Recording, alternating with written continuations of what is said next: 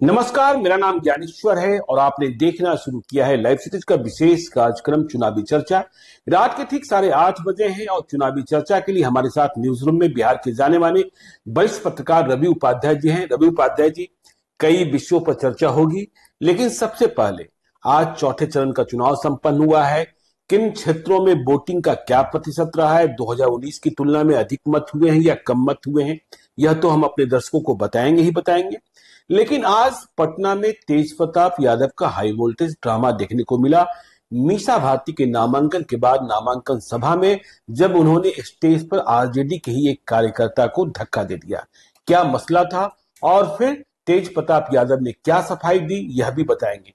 आगे इसकी चर्चा भी करेंगे कि पाटलिपुत्र लोकसभा क्षेत्र के महासंग्राम में मीसा भारती आरजेडी की प्रत्याशी हैं, लेकिन दीपलाल यादव कहां हैं? दानापुर के विधायक वे दिख नहीं रहे हैं। लोग तलाश रहे हैं कब सामने आएंगे, कब वे चुनाव प्रचार करेंगे या नहीं करेंगे, क्या वजह हो सकती है।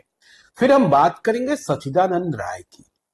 बिहार विधान परिषद के सदस्य आज वे फिर से भाजपा के साथ हो गए। निर्दलीय चुनाव जीते थे, उन्हें बीजेपी ने दगा दिया था, लेकिन मुझे 2019 का वाकया भी याद है, यह भी बताएंगे। और इसकी चर्चा भी करेंगे कि रणधीर सिंह, प्रभुनाथ सिंह के बेटे, कल क्या करने जा रहे हैं। मुंगेर में बूथ कब्जा हुआ क्या? आरजेडी की शिकायत गंभीर है। चुनाव आयोग तक पहुंच गए हैं मनोज झा और जगदानंद सिंह ने पत्र लिखा है। तो 2024 में बूथ भी लूटा गया। इन तमाम विषयों पर चुनावी चर्चा होगी। सबसे पहले रवि सर, यह बताएं हमारे दर्शकों को कि आज चौथे चरण के चुनाव में क्या रुझान दिखाई पड़ा, कितने प्रतिशत मत पड़े और अधिक हुआ कम हुआ।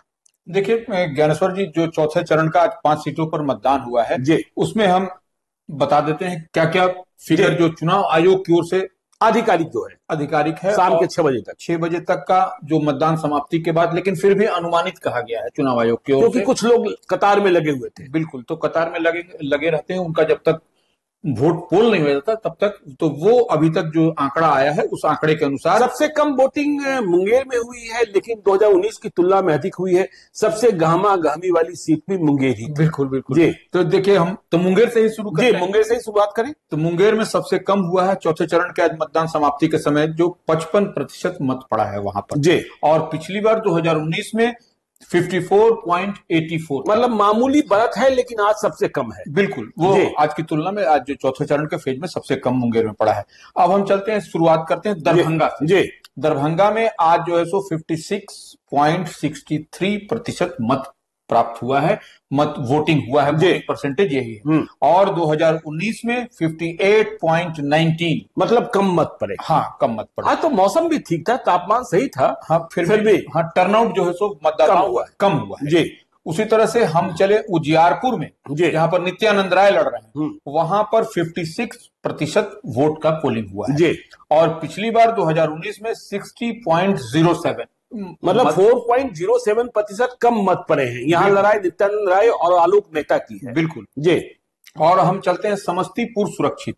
समस्तीपुर सुरक्षित में इस बार जो एक मंत्री और एक मंत्री की पुत्री बिटिया लड़ रही है, तो वहां पर 58.10% वहां पर वोट पोल हुआ है। और पिछली बार जो है सो समस्तीपुर सुरक्षित में 60.63% वोट, 2.53 कम हो गया। यहाँ लड़ाई है सांबवी चौधरी और सन्नी हजारी में। एक मंत्री जी की बिटिया है, एक मंत्री जी के बेटे हैं। बिल्कुल जी। अब चलते हैं हम लोग बेगूसराय, जो गिरिराज सिंह कद्दावर नेता के मंत्री, वहां पर 58.40 सबसे अधिक, चौथे चरण में सबसे अधिक जो है सो 58.40 वोटर टर्नआउट हुए हैं, वहां पर का ये है। और बेगूसराय में 2019 में 62.29% वोट, मतलब 4% से कुछ कम मत इस बार पड़े हैं। बिल्कुल, हाँ, बिल्कुल। तो देखिए, मतलब बेगूसराय की ओवरऑल भी बता दें। जी, ओवरऑल जो चौथे चरण का मतदान है 56.85 है, जो कि और पिछली बार 2019 में 59.20 था। ओवरऑल इस बार जो 3% कम मतदान हुआ है वहां। जबकि हमने देखा झारखंड में और बंगाल में बम्पर वोटिंग हुई है। पता नहीं बिहार के लोग क्यों उदासीन हैं। मैं बार बार लोगों से अपील कर रहा हूं, वोट आपका अधिकार है। जब इस अधिकार का इस्तेमाल करेंगे तभी आप सवाल पूछेंगे। तो खैर चलिए, यह वोटिंग ट्रेंड क्या है इसके बारे में हमने और भी विस्तार से चर्चा की। अजीत द्विवेदी का शो भी आपने देखा होगा और रवि उपाध्याय सर का भी शो आपने देखा होगा। तो देखिए, आज एक बड़ी बात हुई और बात यह हुई कि बूथ कब्जे की शिकायत आई। कहां से? मुंगेर से, बिहार की सबसे हॉट सीट, जहां दबदबा खत्म करने की बात कही जा रही थी। लग रहा था कि कुछ होने वाला है। तो लाश तो नहीं गिरी, लेकिन हां, झड़प हुई।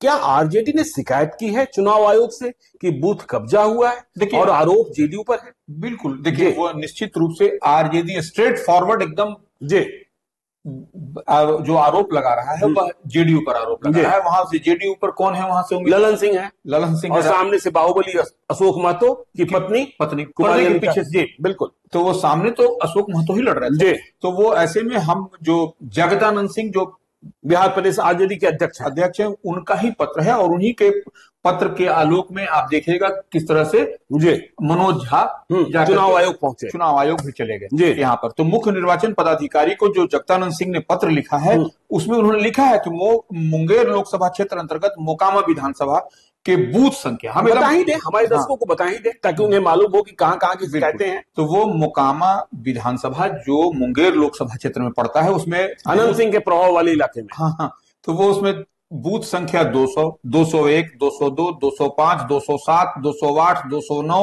210, 211, 212, 213, 219, 221, 222, 223, 224, 225, 226, 227, 228, 229, 232, 233, 234, 235, 236। ये तो बहुत बड़ी संख्या हो गई। बड़ी संख्या सिर्फ मोकामा की। अब हम आगे आरजेडी हार कबूल रहा है क्या? पहले मतलब 4 जून के पहले ही? बिल्कुल जी। उसके अलावा अब हम आगे बढ़ते हैं उसी लोकसभा क्षेत्र के लखीसराय विधानसभा क्षेत्र के बूथ संख्या 236, 237, 238, 256, 266, 349, 392 ये हो गया लखीसराय मुंगेर लोकसभा क्षेत्र में है ज्ञानेश्वर जी। उसके बाद बड़हरिया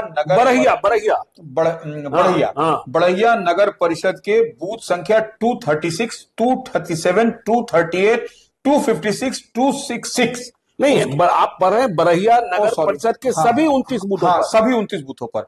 एवं सूर्यगढ़ा, इसका मतलब बरहिया के सभी बूथ लूट लिए गए क्या नगर परिषद के? हाँ, बिल्कुल। ये तो लंका का रावण, बरहिया का रावण बड़ा फेमस है। और मतलब गाय बैल बेटा। बिल्कुल। वो जो पत्र जो लिखा गया है जगदानंद सिंह की ओर से, बरहिया का बैल और बेटा, ये भी हाँ। तो बरहिया नगर परिषद के सभी बूथों पर कह रहे हैं ये आरजेडी वाले किसे लूट लिया जेडीयू वालों ने। बिल्कुल। अब इसी तरह से सूर्यगढ़ा में सूर्यगढ़ा विधानसभा के 157, 179 को वह आरोप भी लगा रहे हैं क्लियरिटी के साथ कि जदयू समर्थकों द्वारा कब्जा कर गरीब कमजोर लोगों को मतदान करने नहीं दिया जा रहा। चलिए देखिए, अब चुनाव आयोग इस शिकायत को कितनी गंभीरता से लेता है और जिला निर्वाचन प्राधिकारी, चुनाव पर्यवेक्षक, उनकी रिपोर्ट क्या आती है, पीठासीन प्राधिकारी क्या करते हैं, इस पर निर्भर होगा। लेकिन मुंगेर में बूथ कब्जा की शिकायत आई और वहां लड़ाई कितनी बड़ी है ये आपको पता है। देखने की बात होगी, जब लोग बूथ कब्जा की शिकायत करने लगते हैं तो यह भी माना जाने लगता है कि हार स्वीकार रहे हैं क्या। लेकिन हमने वो चुनाव भी देखा है मधेपुरा में, जब शरद यादव बनाम लालू यादव का चुनाव था। शरद यादव कह रहे थे चुनाव को काउंटरमैंड कीजिए, निरस्त कीजिए, चुनाव में सारे बूथ लूट लिए गए हैं।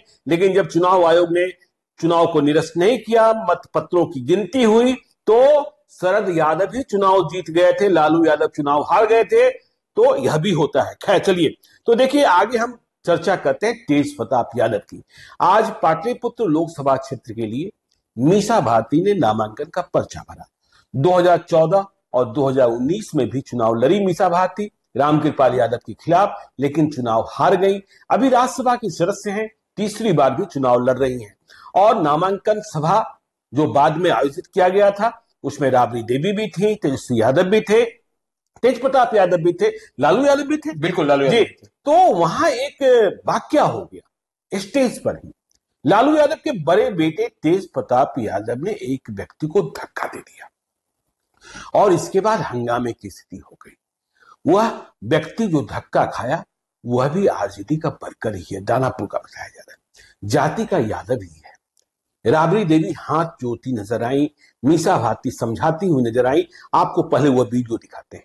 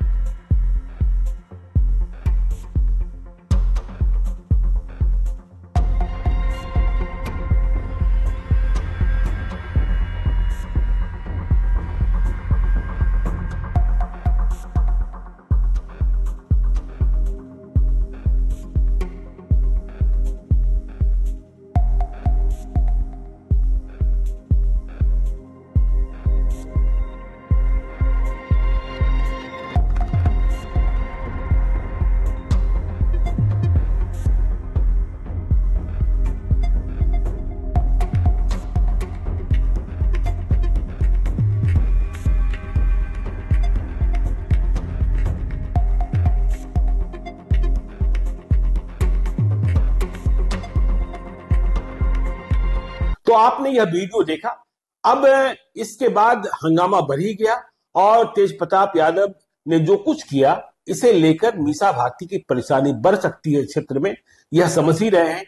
तेजस्वी यादव भी अबाक रह गए, लालू यादव भी कुछ कह नहीं पाए और माफीनामा के अलावा क्या बनता है। लेकिन इसके बाद तेज प्रताप यादव ने भी सफाई पेश की। तेज प्रताप यादव का क्या कहना था, वे कह रहे थे सिक्के के हमेशा दो पहलू होते हैं। क्या कहा तेज प्रताप यादव? देखिए, तेज प्रताप यादव ने उसके बाद जो घटनाक्रम हुआ उसके बाद में लिखा है उन्होंने कि मेरे हाथ में चोट था और वो जो व्यक्ति है, जो कार्यकर्ता था, वह मीसा भारती और उनकी माता श्री जो राबड़ी देवी, उनके बीच में घुसना चाह रहा था और उनको चोट लगी थी, इसी कारण वह उसको पुश किए तो जिसके कारण वो गिर पड़ा या गिरने की स्थिति बनी। यही बात वो कहते हुए नजर आ रहे हैं और उसको बोले कि मैंने देखना चाहिए कि क्या मामला है। जो वीडियो वायरल हो रहा है उस पर उन्होंने सफाई पेश की है अपनी। तो देखिए, तेज प्रताप यादव ने सफाई भी पेश की है।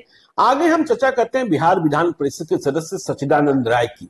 देखिए, सच्चिदानंद राय के बारे में पहले यह कहा जा रहा था जनसुराज से जुड़े रहे, जब बीजेपी से अलग हुए, निर्दलीय लड़कर चुनाव जीता उन्होंने सारण में त्रिस्तरीय पंचायत प्राधिकार वाला चुनाव।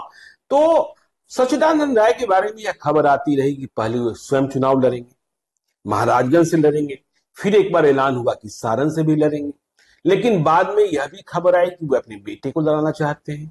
फिर इसके लिए भी बैठकें शुरू हुई कि उनकी पत्नी को टिकट दे दिया जाए कांग्रेस का, लेकिन महाराजगंज में टिकट मिल गया बिहार प्रदेश कांग्रेस कमेटी के अध्यक्ष अखिलेश प्रसाद सिंह के बेटे आकाश कुमार सिंह को। लालू यादव ने यह सीट, महाराजगंज सीट, कांग्रेस के खाते में इसलिए दी थी ताकि किसी भूमिहार को लड़ाया जा सके। लालू यादव रणधीर सिंह को प्रभुनाथ सिंह के बेटे को टिकट नहीं देना चाहते थे। इसके कई मायने हैं, इसे कभी और विस्तार से हम बताएंगे आपको। तो सच्चिदानंद राय, जिनसे पिछले दिनों अखिलेश प्रसाद सिंह ने मुलाकात भी की थी बाहुबली पूर्व विधायक धूमल सिंह के आवास पर, और माना जा रहा था कि सच्चिदानंद राय ने जब चुनाव नहीं लड़ने का फैसला किया तो आकाश सिंह की मदद करेंगे। लेकिन आज अचानक से, कल से ही सुगबुगाहट शुरू हो गई थी कि सच्चिदानंद राय बीजेपी के प्रत्याशी जनार्दन सिंह सिग्रीवाल, जिनके बारे में वे बहुत कुछ बोलते रहे, उनका समर्थन अब करेंगे और प्रधानमंत्री नरेंद्र मोदी में विश्वास व्यक्त करेंगे।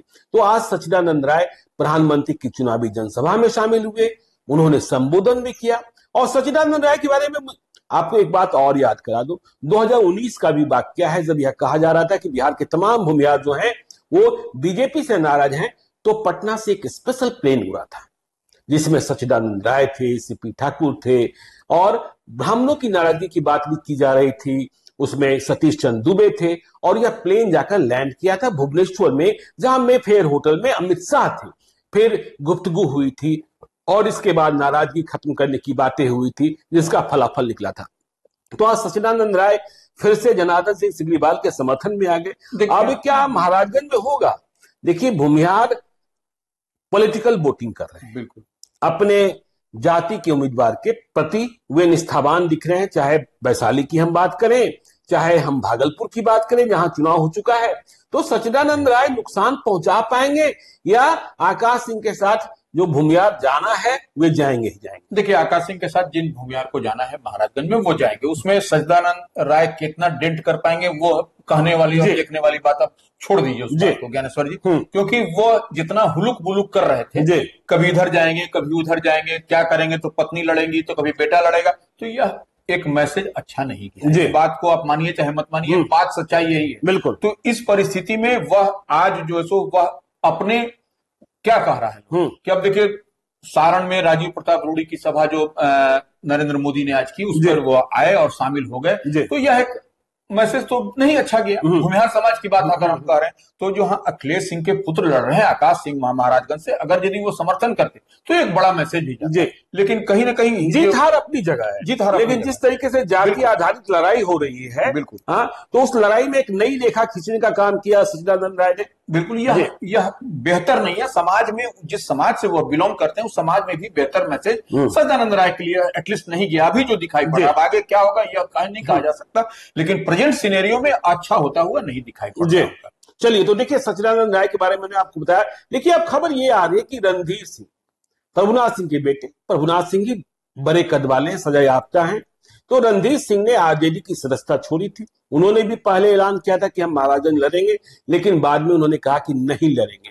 अब उनके बारे में खबर आ रही है कि कल वे जेडीयू की सदस्यता ग्रहण कर सकते हैं, नीतीश कुमार के नेतृत्व में आस्था व्यक्त कर सकते हैं। प्रभुनाथ सिंह भी कभी जेडीयू में रहे हैं, तो रणधीर सिंह भी। और ये सारे समीकरण जो हैं महाराजगंज लोकसभा के चुनाव को ही बनाते और बिगाड़ते हैं। रणधीर सिंह ने चुनाव लड़ने का ऐलान किया, आरजेडी को सबक सिखाने का ऐलान किया, लेकिन बाद में वे चुनाव लड़ने से पीछे हट गए। अब जेडीयू के साथ जा रहे हैं। जनार्दन सिंह सिग्रीवाल को कितना फायदा प्राप्त होगा, या यूं कहें कि राजपूत मत तो पहले से ही साथ थे। देखिए, निश्चित रूप से जनार्दन सिंह सिग्रीवाल के साथ में राजपूत मत थे जी, और लेकिन प्रभुनाथ सिंह का जो एक छवि है, एक बात है जो कही जाती है, जबकि प्रभुनाथ सिंह और अखिलेश प्रसाद सिंह में दोनों में बहुत ही अच्छे मीठे रिश्ते हैं। बिल्कुल। तो वो अब जो है जेडीयू में जब शामिल होंगे तो अब वहां पर जनार्दन सिंह सिग्रीवाल थोड़े से क्या माने बहुत अब वो सहज हो जाएंगे। और ये क्या प्रभुनाथ सिंह अंतर मन से जनार्दन सिंह सिग्रीवाल को स्वीकार लेंगे? हाँ, ये सबसे बड़ी बात है। ये बात देखिए, जब पॉलिटिकली आप समझिएगा तो ये बात समझ में आएगी कैसे वो स्वीकार करेंगे। और इधर जो है जो दिखाने के दांत और खाने के दांत दोनों अलग-अलग ये हो सकता है, क्योंकि जब आप देखिएगा कि जो अखिलेश सिंह से प्रभुनाथ सिंह के बेहतर संबंध है, यह तो जब जाहिर है, बिल्कुल कहने के छिपी हुई बात नहीं है। तो ऐसे में अब क्या होगा, यह तो सब चुनाव के दिन ही पता चलेगा कि वोट किधर और किधर समीकरण कैसे सधता है और कैसे क्या बिगड़ता है। तो देखिए, महाराज भी समझाने की हमने कोशिश की। चुनावी चर्चा को हम यही खत्म करते हैं। आप देखते रहिए लाइव सीरीज को। यदि अब तक आपने हमारे यूट्यूब चैनल लाइव सीरीज को सब्सक्राइब नहीं किया है तो जरूर कर लीजिएगा, और यदि इस वीडियो को फेसबुक पेज के माध्यम से देखें तो पेज को लाइक कीजिएगा, ट्विटर पर भी हमें फॉलो कीजिए। धन्यवाद।